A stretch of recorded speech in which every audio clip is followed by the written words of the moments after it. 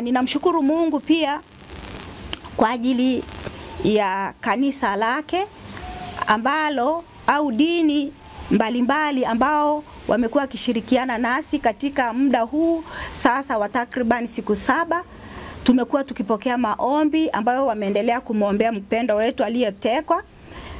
Daniel Chonchori amekuwa ni mtu wa watu.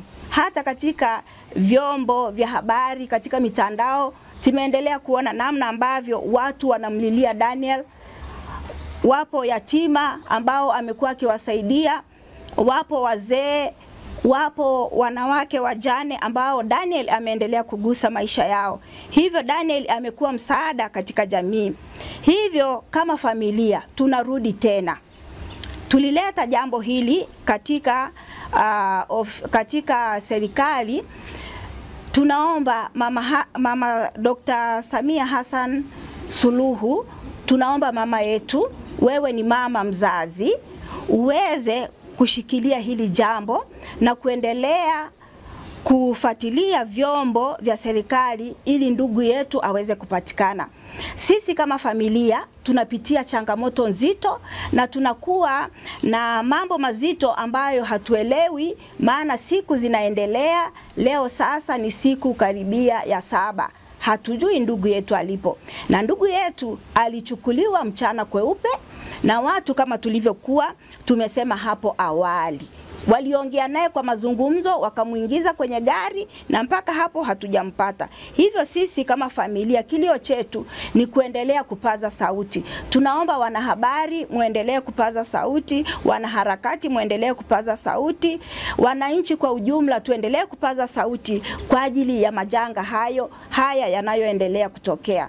Mungu wetu ni Mungu mwenye haki. Mungu ambaye hatamani kuona watoto wake wakiharibiwa au kuuawa pasipokuwa na sababu. Hivyo hili likawe ni jukumu moja wapo sisi kama taifa tuendelee kukemea masuala haya ya utekaji. Masuala haya ya utekaji. Kwa mfano kama ndugu yangu hapa Daniel Chonchorio ameacha mke na watoto anao wadogo wanaomtegemea. Alikuwa ni mfanyabiashara mkubwa, alikuwa ni mwanasiasa ambaye serikali ingepiga kelele kwa ajili ya kumtafuta. Na hivyo sasa tunaomba, Chonchori sio mtu wa kawaida, ni mfanyabiashara mkubwa. Tumeendelea kusikia mambo mengi katika vyombo vya habari vinavyotufanya tuwe na sintofahamu.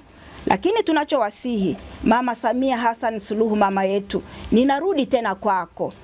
Ndugu yetu Daniel Chonchorio ni wa muhimu sana katika familia. Ni nguzo ya familia. Tunaomba ndugu yetu arudi ili aje kuihudumia familia yake. Ana watoto wanaosoma. Ana biashara yake aliyokuwa anaifanya. Kwa sababu Mungu wetu ni Mungu anayetawala. Ni Mungu anayeona. Na hata hao watekaji wajue kwamba Mungu anawaona. Wajihoji, wajiulize, wamrudishe ndugu yetu aje kuihudumia familia yake. Sisi ndugu. Unajua katika familia anaweza kawepo nguzo ya familia. Daniel Chonchorio ni nguzo ya familia. Tumekuwa tukimtegemea. Tunaomba mama yetu tusaidie. Tumerudi tena kwenu mara nyingine ili muendelee kuongeza kasi ndugu yetu apatikane. Ndugu yetu apatikane na Mungu wetu akaendelee kulibariki taifa letu la Tanzania. Watanzania tunapenda amani. Watanzania hatutamani kuona nchi yetu kiingia katika machafuko.